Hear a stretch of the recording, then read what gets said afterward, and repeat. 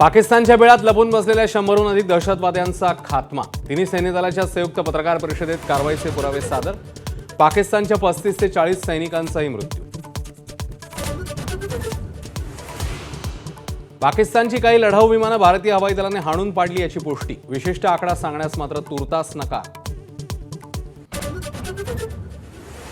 शस्त्रसंधीची चर्चा पाकिस्तानच्या डीजीएमओने सुरू केली। भारताच्या डीजीएमओची पत्रकार परिषदेत माहिती। आज रात्री पाक काय कुरापती करतंय याकडेही लक्ष। ऑपरेशन सिंदूर थांबलेलं नाही। भारतीय वायुदलाची एक्सपोस्ट। कारवाईबाबत वेळोवेळी माहिती देणार। अफवांवर विश्वास न ठेवण्याचं आवाहन।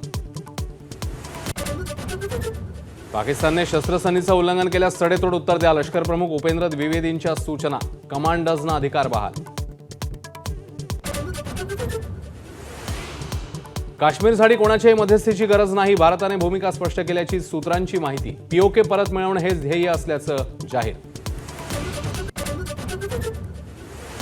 काश्मीर प्रश्नी मध्यस्थी करण्याची अमेरिकेचे राष्ट्राध्यक्ष ट्रम्प यांची तयारी। शस्त्रसंधीबाबत केलेल्या एक्स पोस्टची जगभरात चर्चा। संसदेचं विशेष अधिवेशन बोलवा। राहुल गांधी आणि मल्लिकार्जुन खरगेंचं पंतप्रधान मोदींना पत्र। ऑपरेशन सिंदूर आणि अमेरिकेकडून शस्त्रसंधीची घोषणा यावर चर्चा करण्याची केली मागणी।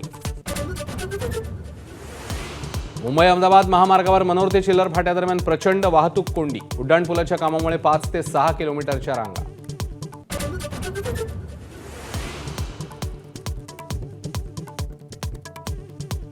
सिद्धिविनायक मंदिरामध्ये आजपासून हार, नारळ तर तुळजाभवानी मंदिरात पर्स बॅग नेण्यास बंदी।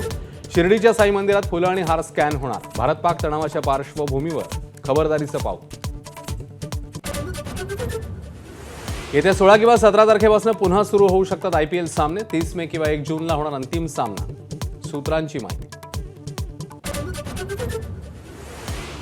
श्रीलंकेमध्ये प्रवासी बसला अपघात। 21 जणांचा मृत्यू, 35 जण जखमी।